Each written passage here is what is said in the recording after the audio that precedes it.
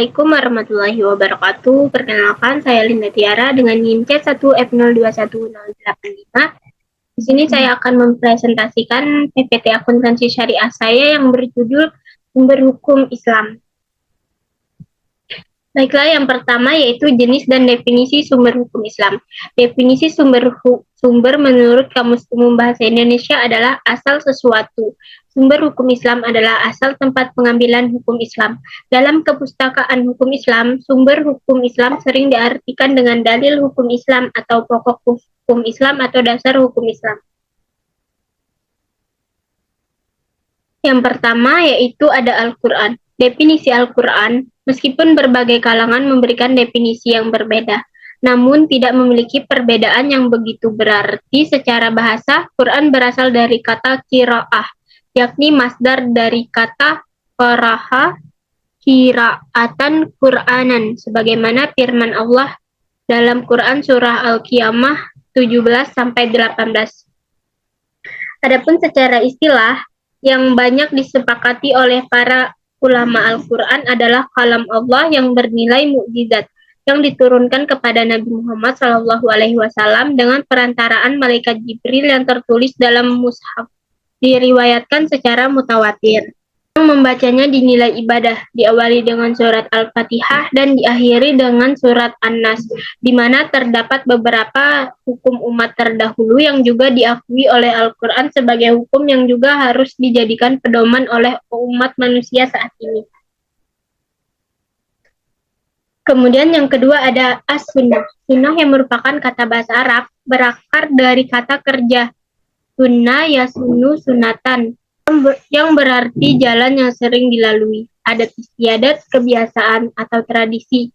Sunnah adalah suatu laporan mengenai masa lalu, khususnya laporan seputar Nabi, baik itu menyangkut perkataannya, perbuatannya, dan persetujuan diam yang ditunjuknya, atau takrir. Secara terminologi, para ahli hadis mengartikan sunnah atau hadis sebagai segala sesuatu yang bersumber dari Nabi Muhammad SAW dalam bentuk qaul atau ucapan, fi'il atau perbuatan, takrir, perangai, dan sopan santun ataupun sepak terjang perjuangannya, baik sebelum maupun setelah diangkatnya jadi rasul. Jadi menurut sementara ahli hadis menyamakan arti dari hadis dan sunnah. Menetapkan hukum yang terdapat di dalam Al-Quran bertujuan untuk menunjukkan bahwa masalah-masalah yang terdapat di dalam Al-Quran dan Sunnah itu sangat penting untuk diimani, dijalankan, dan dijadikan pedoman dasar oleh setiap umat muslim. Yang ketiga yaitu ijma, merupakan kesepakatan dari seluruh ulama mujtahid tentang suatu hukum syara mengenai suatu kasus setelah Rasulullah wafat. Ijma ulama menjadi sangat penting dalam menghadapi permasalahan kehidupan umat Islam dalam perkembangan yang sangat pesat dewasa ini. Adapun ijma ditinjau dari sudut cara menghasilkannya ada dua macam, yaitu pertama, ijma shorih, yaitu kesepakatan para mujtahid pada suatu masa atas hukum suatu peristiwa dengan menampilkan pendapat masing-masing secara jelas dengan sistem fatwa atau qada, memberi putusan. Kedua, ada ijma sukuti, yaitu sebahagian mujtahid suatu masa menampilkan pendapatnya secara jelas mengenai suatu peristiwa dengan sistem fatwa atau qada, sedang sebagian mujtahid tidak memberikan tanggapan terhadap pendapat tersebut mengenai kecocokannya atau perbedaannya. Yang keempat, ada qiyas. Secara etimologi, qiyas merupakan bentuk masdar dari kata qasa yaqisu, yang artinya ukuran, mengetahui ukuran sesuatu. Amir Syarifuddin menjelaskan bahwa qiyas berarti qadara, yang artinya mengukur, membandingkan sesuatu yang semisalnya. Ulama usul diantaranya Al-Amidi dan Asy-Syaukani mengemukakan bahwa qiyas terbagi kepada beberapa segi, antara lain dilihat dari segi kekuatan. Qiyas aulawi yaitu qiyas yang ilatnya mewajibkan adanya hukum, qiyas musawi yaitu qiyas yang ilatnya mewajibkan adanya hukum yang sama antara hukum yang ada pada ashal dan hukum yang ada pada furu atau cabang. Yang ketiga ada qiyas adna, yaitu ilat yang ada pada far'u atau cabang lebih rendah bobotnya dibandingkan dengan ilat yang ada pada ashal. Urutan pengambilan hukum. Pertama-tama, hendaklah dicari terlebih dahulu di dalam Al-Quran. Jika ketetapan hukumnya sudah ada di dalam Al-Quran, maka ditetapkanlah hukumnya sesuai dengan kekuatan yang tercantum dalam Al-Quran. Apabila rujukan untuk ketetapan hukum itu tidak ditemukan dalam Al-Quran, barulah beralih meneliti sunnah. Jika rujukan ditemukan di dalam maka hukum ditetapkan sesuai dengan ketentuan dalam sunnah itu. Apabila rujukan tidak ditemukan dalam Al-Quran dan sunnah, baru dibolehkan merujuk kepada putusan dari para mujtahid yang menjadi ijma atau kesepakatan bersama dari masa ke masa tentang masalah yang sedang dicari hukumnya itu. Jika ada, penetapan hukumnya merujuk kepada ijma tersebut. Sekiranya tidak ditemukan rujukan ijma dalam masalah tersebut, maka ditempuh kias, yaitu usaha sungguh-sungguh dengan jalan membuat analogi kepada peristiwa sejenis yang telah ada ketentuan hukum atau nasnya. Selanjutnya, mukjizat Al-Quran. Kemukjizatan Al-Quran dari segi kebahasaan menghayati keindahan, ketelitian, serta kecematan pembahasan Al-Quran. Tidaklah mudah, terutama bagi bangsa kita yang pada umumnya kurang mempunyai apresiasi terhadap sastra Arab. Kemukjizatan dari segi pemberitaan. Semua ajaran yang terkandung dalam Al-Quran secara keseluruhan merupakan mukjizat bagi para penantangnya. Namun terdapat bagian-bagian tertentu yang betul-betul atau jas, dan siapapun tidak dapat mungkin melakukannya, yaitu menyangkut pemberitaan kebenaran, pemberitaan Al-Quran tentang keadaan yang terjadi pada abad-abad yang silam. Dan isyarat keilmuan kemukjizatan ilmiah. Al-Quran juga memperlihatkan keistimewaannya melalui ilustrasi-ilustrasi ajarannya yang memberi isyarat ke arah pengembangan ilmu pengetahuan dan teknologi. Ilustrasi ajaran-ajarannya menyoroti banyak hal yang ada dalam kehidupan alam ini, baik mengenai proses terjadinya alam, mekanisme kehidupan makhluk-makhluknya, termasuk manusia, hewan, dan tumbuh-tumbuhan. Fungsi Al-Quran. Yang pertama, Al-Huda atau petunjuk.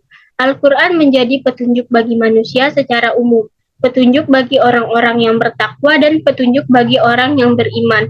Jadi Al-Quran tidak hanya yang beriman. Kedua, Al-Furqan, pemisah. Ini berkaitan dengan fungsi Al-Quran sebagai keajaiban Al-Quran di dunia lainnya yang dapat menjadi pemisah antara hak yang batil atau antara yang benar dan salah. Yang ketiga, Al-Ashifa atau obat.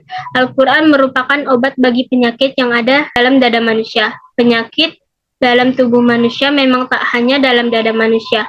Penyakit dalam tubuh manusia memang tak hanya berupa penyakit fisik saja, tetapi bisa juga penyakit mental atau psikologis.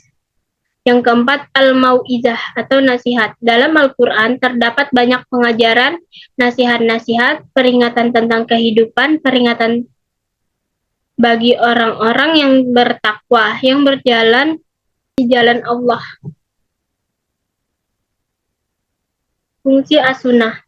Fungsi As-Sunnah sebagai penguat atau ta'kid hukum dalam Al-Quran.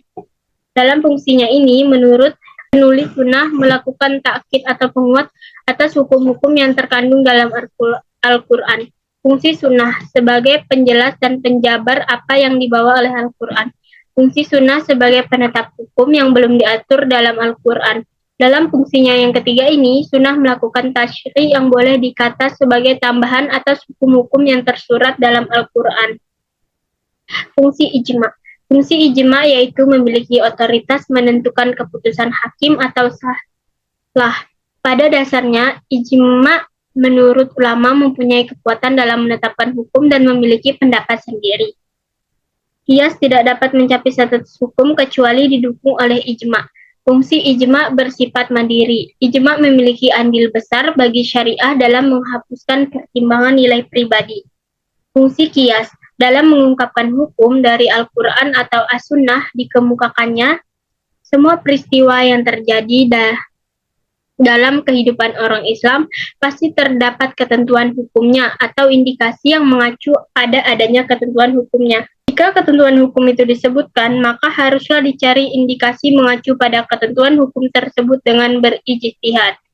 Ijtihad itu adalah al-qiyas. Pernyataan tersebut menegaskan bahwa fungsi al-qiyas itu sangat penting dalam mengungkapkan hukum dari dalilnya, Al-Quran atau As-Sunnah. Yang terakhir yaitu kesimpulan. Agama Islam adalah agama samawi yang terjaga kemurnian dan kesucian kitab sucinya, jauh dari kerusakan perubahan oleh tangan jahil manusia. Sebagai sumber hukum utama, patutlah dipahami dan dikaji secara mendalam oleh manusia yang beriman, agar mampu menjalankan tugas sebagai khalifah Allah di bumi. Pada kenyataannya, dalam Islam yang menjadi sumber hukum selain Al-Quran dan Sunnah terdapat ijma' dan juga qiyas. Baiklah, demikian yang dapat saya presentasikan. Kurang dan lebihnya saya mohon maaf. Saya akhiri. Wassalamualaikum warahmatullahi wabarakatuh.